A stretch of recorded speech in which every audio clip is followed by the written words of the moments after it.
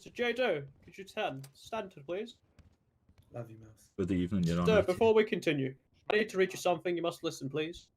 I do solemnly and sincerely and truly affirm that the evidence I shall give shall be the truth, the whole truth, and nothing but the truth. Yes, Your Honour. Thank you very much. Mr. Roberts, you may continue with your questioning. Mr. Doe, welcome. When we arrested you at the scene of the raid, we asked what's inside. You claimed there were movie props. Could you elaborate, please? Elaborate on what we do with the movie props? Yes, please. So in that warehouse, we manufacture, and then we'll get companies who do like video editing, films, music videos, and they'll pay us to sell those movie props to them. I'm shitting myself here, you know. Okay, perfect. Obviously, you did pass me over a warrant. Sorry, you did pass me over a document with a contract. Yeah. So I'll get to that after this. If you just spare me a second to grab my note. I'm flapping. So, Mr. Doe, it appears also that you've got a little bit of a history yourself, and not quite the perfect role model that they were first saying. So on the 3rd of the 1st at 22, at 3:16 a.m., you were arrested with money rolls, and on you, you had drugs. And of course, the money rolls. The officers caught you drug dealing, and you pleaded guilty to drug selling charges. Again, on the 4th of the 1st, 22, at 20:34, you were arrested for being in possession of 17 bags of skunk weed and 36 rolls of money notes. The money rolls we found in the warehouse were the same that we found in the warehouse. Are you sure this wasn't part of your criminal activities rather than props? No, those are past crimes, and I don't really see what they have to do with this case, to be honest. The reason I bring that up because when you were arrested on scene, you were also found with some money rolls on you. You claimed at the time them to be props. However, they were the same stuff that was inside as well as what you have found previously. What do you mean? They were the same as what was in the warehouse? The props? So we got we had rolls of notes that was on your item, on your possession at the time you turned up at the raid. And of course, when we checked within the props that you said, we found. Let me just get up the exact. So, as you know, in the bulletin where I sent the pictures, we found a large box worth of rolls of notes. We took them away for investigation. We found 1.4 million fake rolls of notes. Which obviously may well be props or Monopoly, etc. We did, however, find 68 rolls of notes, the same type of notes that you'd been previously arrested for, and the notes that you had on you at the time. Can you explain where the rolls may have come from? So when I got the call, I was currently finishing my shift at the restaurant we own on Legion Square called Frenchie's Restaurant. That's right. That's our supervisor. That's our manager of the warehouse's own business, but we own 50% of it. And his name's Stephen French. He should be here today, but he got stuck on the train. And I was finishing there, and I don't know what people are paying with. Let's be honest, they pay card, cash, whatever. Like, I don't know like what they're paying with. Right. Okay. So obviously, you've got money rolls. You're now turning around and potentially saying that you were in possession of what we class as illegal money rolls that you may have got from a shop. So are you now turning around and saying this restaurant potentially takes illegal items or illegal money rolls that we now need to investigate further? Not illegal money rolls. They just pay in cash. How are we supposed to know if that's illegal or not? We just take cash. But I mean, sir, obviously you've been previously arrested on 2 occasions, as mentioned, that you've been caught with money rolls on you, and obviously your previous charges does state that you were charged for money laundering supplies. You had money laundering supplies on you, which would be classed as the rolls of notes. So obviously, again, you were caught with them as you turned up at the scene, and we found some within the warehouse. So if you're turning around to me and saying them rolls of notes you get given to you while doing your job, then are you turning around to saying that you're accepting within a business illegal money laundering supplies? No, I'm not saying that. I'm just saying we accept cash, and if someone pays with illegal money laundering supplies, how am I supposed to know? Well, I mean, obviously, previously you've been arrested. Like I said, previously you were arrested on the 4th and the 3rd for having these type of money rolls on you, and you pleaded guilty to them charges of money laundering. Now, on the 8th, when we come into the warehouse to raid yourself and Mr. Montana's business, and you were found with them items still on you, are you saying that 4 days after you've been arrested previously and told what they were, you're still accepting these charges? You're still accepting this payment? No, because on my past crimes, I admitted I pleaded guilty for having them on me. I'm not scared of my past crimes. Okay, cool. I'm saying on this occasion that you arrested me, when I didn't know they were illegal money laundering supplies. Okay. So again, obviously, sticking around the money rolls that we currently have, if they're all props, how come on the 21st of the 12th, this is also for Mr. Montana here, Mr. Montana will remember, I'm sure, that we raided his apartment on the, let me get it up, 21st of the 12th. We raided his apartment after he posted on Twitter that he was selling rolls. He gave out his apartment number also on Twitter. We was able to get a warrant, and we successfully raided his apartment and found over 300 bundles of notes in his stash, which he later pleaded guilty for and was sentenced to 24 counts of money laundering and also sentenced to 80 months in prison. Again, the same stuff that we found on yourself as you entered and was searched, and the same stuff that was found inside the premises. I mean, all these crimes are all in the past before we even owned the business, so I don't know why these are relevant. Just the fact that obviously the past history is still relevant to what we're getting at here, because obviously you've pleaded guilty in the past and you've done your time for the stuff. And all of a sudden we have found further illegal items that you've been previously arrested for and done your time and hopefully changed, man, within your premises. So you should know what is inside your premises. And if you're still having these illegal items in here, your past history still shows that you're not learning from your previous mistakes. And our justice system clearly isn't working. We've learned from our past mistakes, mate. That's why we're fucking moving on. We've got 2 businesses now. They're our past crimes, so I don't see why they're getting used against us. You're just trying to paint a picture in my eyes. Okay, we have an objection from the lawyer, I believe. Just to confirm, Mr. Roberts, that you're saying that the money found in a premises that my client has openly admitted to the jury in the court today that he had them on him.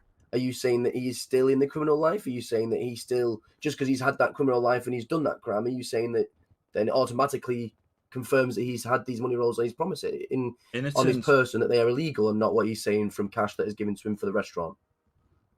Again, obviously we have types of money within the city.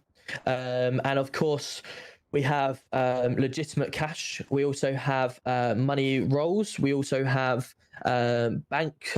bundles of notes. We also have bags of notes and stuff like that. These are all stuff that we've managed to seize off of suspects over the time, and they are relevant to certain crimes. Now, for our intelligence, money rolls of notes would come from things like drug selling, shop robberies, and them type of events, so criminal activities where you would get them type of items from.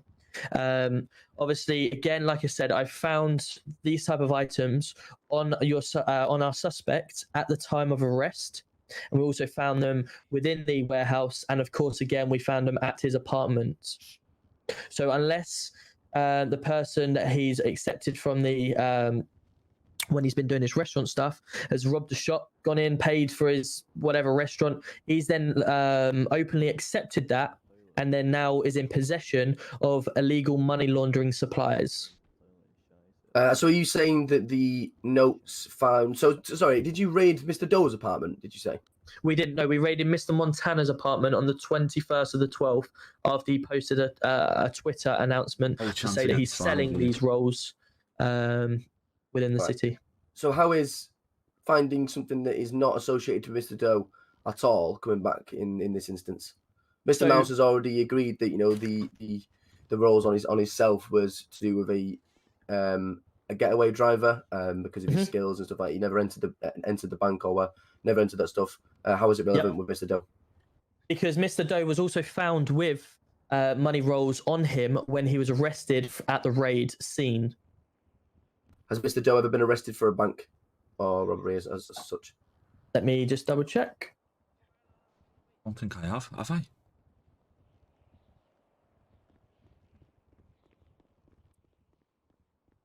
Have I? Mr. Doe has been arrested for drug selling. He's also been, within that, he was found with money laundering supplies on the 1st of the 3rd, the 3rd of the 1st, 22. So he had money laundering supplies on him, which he pleaded guilty to. Again, on the 4th, he again was drug dealing, found with drug charges and possession of an offensive weapon. He also had 36 rolls of money on him. And 17 bags of skunk. He was also, let me just get this one up. He was also arrested on the 6th of the 1st at 12:27 a.m. for robbery of Vangelico. The suspect was seen at Vangelico. He then got into the passenger side of a vehicle and drove off from officers. Eventually crashed and tried to run. However, they were chased on foot and arrested. Jay was found with jewels and a switchblade. So the money rolls could just come. These after. Are you saying that they couldn't come from the restaurant? I'm asking where they've come from. Now, like I stated previously, that money rolls from our intelligence comes from illegal sources, whether that is drug selling, whether that is from shops or such places. And he was obviously found with these items on him while he was being arrested at the raid. So he was found with them, and he's also got previous history of having them items from doing said crimes. So my question was, where did he get that from? And if he's turning around to me and saying he gets them from a restaurant, then of course that's further incriminating evidence that we need to now prosecute a part of the restaurant. Okay. Officer, can I just ask a question? Yes. Do you have a copy of the warrant here now? I do. If you go onto the SCOUSER bulletin. Because when I approached your officer and asked to see the warrant, he said that they never had one because they didn't need to get one because it was a firearms call. Okay, so obviously, like I explained at the start of the situation, now obviously my officers have maybe told you wrong, but then also they were right in some aspect of that. Now, within the SCOUSER, obviously, when something like this comes in, if we've got enough intelligence but there's no threat to life, then of course we need to get a warrant for the place. And that was actually authorized by myself, but unfortunately left on the desk at my office.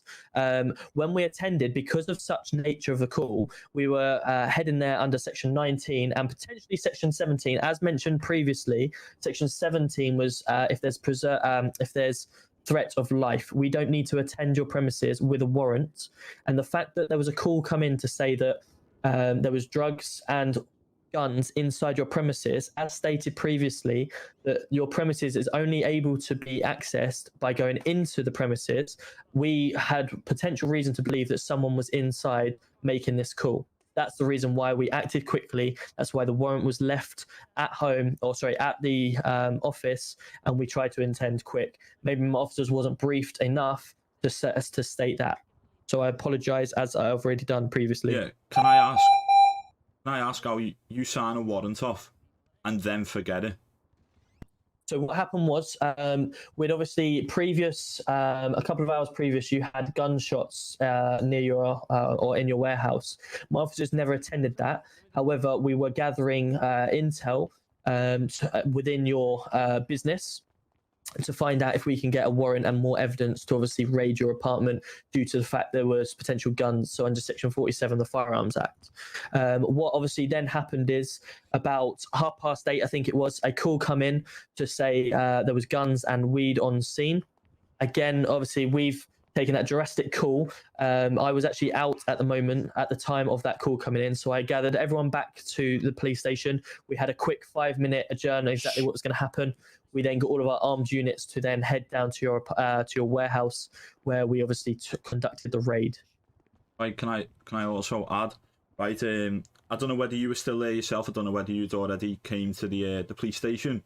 But my workers, when we got took away, 2 of my workers were actually coming to work, and I don't know whether like any of these spoke to them. I don't know what officers are here, but apparently they got turned away at the door by 2 officers. The two officers, the 2 workers walked around the corner and waited, and they said, as the 2 police officers were can you shut up? Shut the fuck up. I know, fucking hell. Order! Continue. And as the 2 workers walked away, they waited round the corner and they heard gunshots coming from the warehouse whilst there were still armed units inside. So I think that might be one of they looked into a bit. Absolutely. Like I say, I believe. May I just stop you? I believe the lawyer had something to say. Yep, lawyer. No, it's fine. I'll ask my questions to Mr. Roberts later. People who just stand in the background, they'd be weird, you know. Of course, we'll look into to find out exactly what's gone on there. Because it was an active crime scene, and they're obviously still gathering all of the intelligence we needed and all of the evidence. Of course, they would have been turned away with officers still present, because CID and stuff like that would be taking fingerprints. They would, or trying to get fingerprints. They'd also be trying to get other. Gather all the evidence we need to make sure we get this claim. And that's probably why when you attended a little while later on, your warehouse was, gutted, so to speak. No, but that doesn't still answer my question. Why did they hear gunshots come from that warehouse while there were still officers in the compound? It came from inside that warehouse. Yep, and that could explain the gun residue that was in there that you're trying to say was our gun residue, when it clearly wasn't. So obviously, I'd have to go back through our dispatch system to confirm exactly when the call come in. But 100%, a gunshot call was in before we raided that apartment. Not the call, I'm on about the actual residue. Like the gunshot, they heard the gunshots themselves. Yep. Now, gunshot residue, obviously, will come back to people. All of our officers do sign out for everything they have, so any bullet casings found on the floor, etc., will actually come back to the relevant officer. So if we don't find anything other than them, then of course, but at this moment in time, we're not pushing for any gunshots or anything like that. We literally have had a call previous for gunshots. I don't know whether it had been cleared up or what, but we never attended the scene at the time because there was a lack of armed units available. So we monitored the area, and that's where the warrant was then placed, ready for this evening to make the warrant, to make the raid. However, because a further call come in to say that there were guns and there was drugs on scene, then we pushed it a little bit earlier and headed down there quicker. So what you're saying, there should be 2 traces of gun residue then, because if one came in before, earlier in the day, and then, correct. And then, so there should be 2 traces. How many were found at the scene then? There was none found at the scene at the time and afterwards. And if I'm honest, this is the first time that you've mentioned to me the second one. And I don't believe my officers found the first one from what they've seen. So whether there was a tsunami that come and washed it out, or there was the evidence that on scene was cleared after the shots had been taken, if you see what I'm saying. Whoever was on scene at the time may well have cleared their tracks, because we were unable to get there in time. Yeah, because I was told at the scene that gun residue was found. I even got told then I was getting interrogated as well. Okay, then unfortunately, my officer that was, I believe that was Mr. Luke Hopp, he unfortunately isn't here today due to passport control and stuff like that, wasn't allowing him to be here in time. But of course, again, if there was such charges that we would be pushing, I would be having you up in court for gunshot charges. But again, like I say, I'm not pushing for anything like that because there was no evidence to prove yourself or anyone that was involved in crime. Now, again, we did find guns and stuff like that in your premises. However, they were later checked and they were props, as you stated. So I've got no reason to believe you have any doing with guns and stuff like that.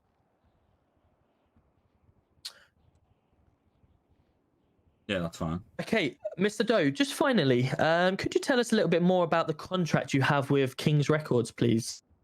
So, the contract we have with King's Records, we basically make the props for those, and they pay us £50,000 4 times a year, which is equal in the contract to be 200,000. I can't remember off the top of my head. Can I just check this here? Absolutely, go for it. Give to those 10 AK-47 models, which is 1,200 per piece, which would equal £12,000.